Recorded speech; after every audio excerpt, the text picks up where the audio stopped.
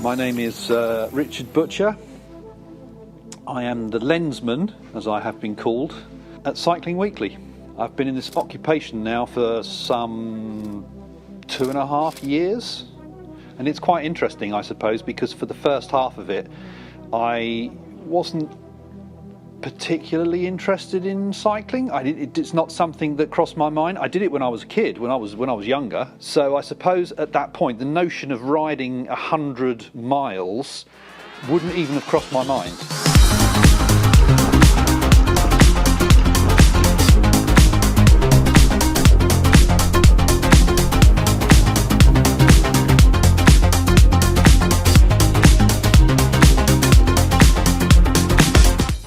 But it's the summer of 76, the golden summer of 76, when the weather was just stunning and the grass was parched brown. There was just no rain for about 4 months. And I had a Raleigh Olympus. That was my first bike. I love that bike. It was just this beautiful, beautiful royal blue, and it had this sort of black head tube with the Olympic rings on it, and it just looked stunning. And that was my first bike. I rode that everywhere. I used to live down in Tonbridge in Kent, and every Saturday I used to ride up to Maidstone for the sole purpose of going to spend time in a mall, because that's kind of what I did when I was 13, 14 years old.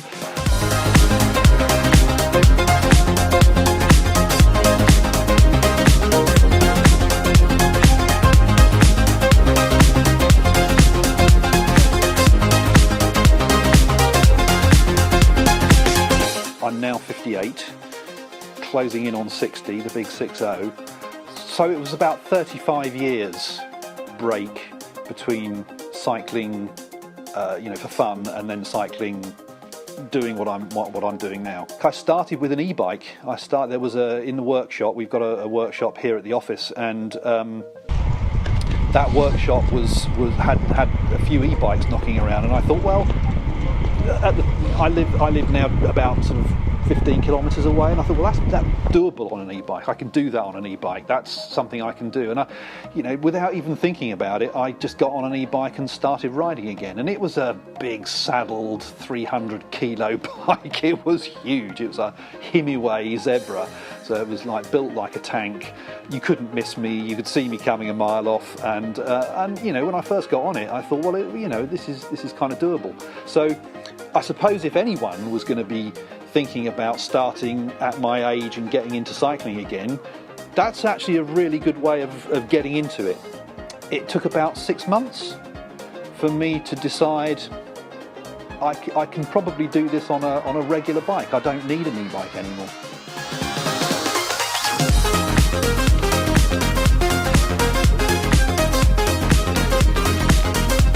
So I started on Rouvy, and I did that quite a lot. I sort of go, well, I was getting to a point where I was regularly doing 25, 30k rides at a time. I did an FTP test.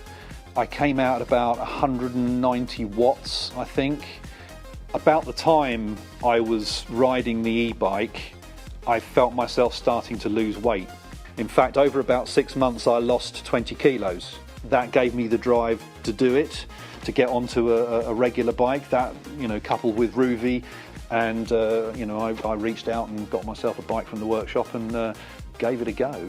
The nice thing for me, cycling to and from work, was it was a nice distance. I could do 15 kilometres fairly easily after a while, and it was consistent. It just day after day. The byproduct of cycling and being consistent in the saddle is you're going to get fit. It's going to be enjoyable, and you don't even know that you're doing it. If someone said to me, go to the gym, lose 20 kilos, I'd have gone, no thanks.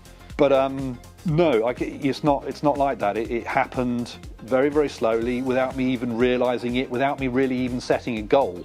I just did it, and it just felt great. And my first challenge was, I was invited to photograph a piece around the Isle of Man, and I thought, well, I can probably do that. It was a 100-kilometre ride, so that was my first real crack at a longer distance ride than what I was used to. And I was nervous. I'll be honest with you, I was nervous, but I don't know what I was nervous about. I think I didn't want to let down the journalist by coming up short on the hills. I didn't want to let the journalist down by sort of giving up halfway through. And I don't know why I would have done, because by then I'd been riding regularly and I had base miles in my legs.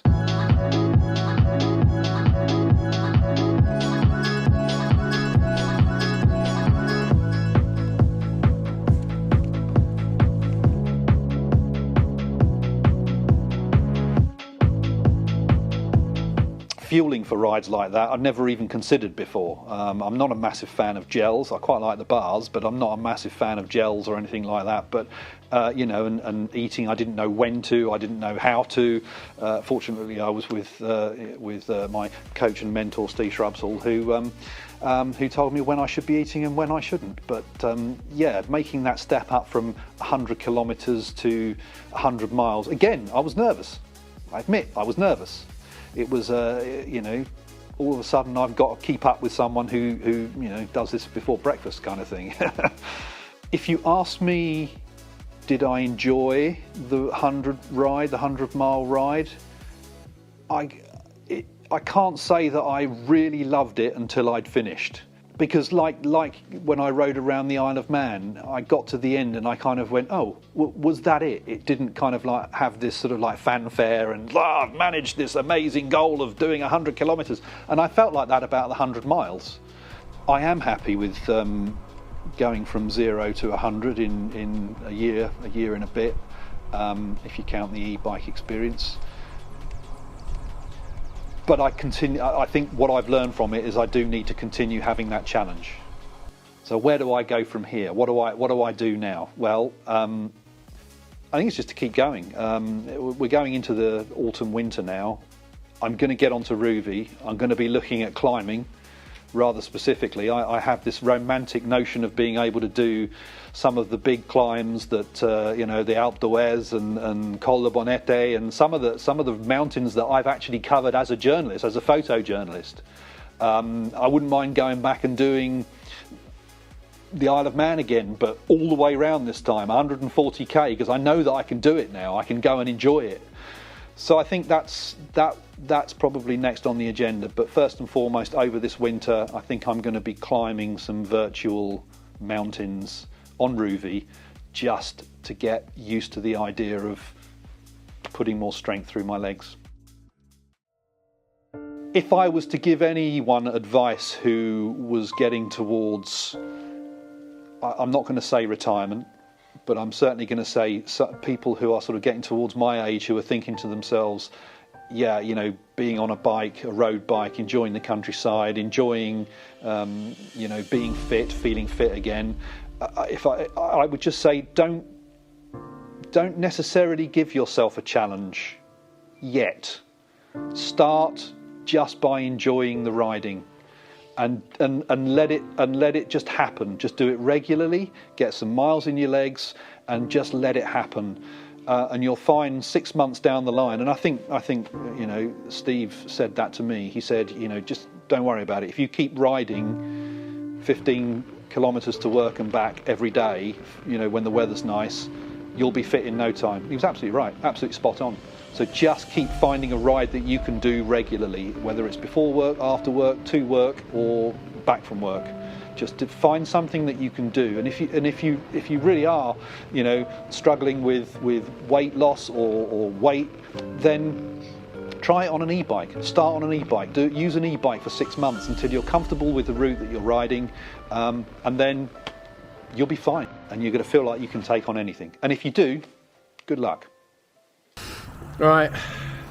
That,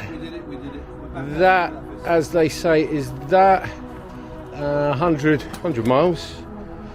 How did you find it? Yeah, it was good. Actually, the more I got into the ride, the easier it became. No, I didn't know. And then towards the end, probably about the last 25 miles, it was getting harder and harder. Yeah. Sort of managing cramps and managing, you know, keeping things going. It was still pretty. I mean, mate, I wouldn't have done it without you. We did an average speed of 15.7, which for a first 100 milers, pretty solid, really. Yeah. With 4,437 feet of climbing. Yeah, it was good. I mean, some of those roads were tatty, to say the least, as well. Yeah. Anyway, well done, mate. Peace and love. Peace and love.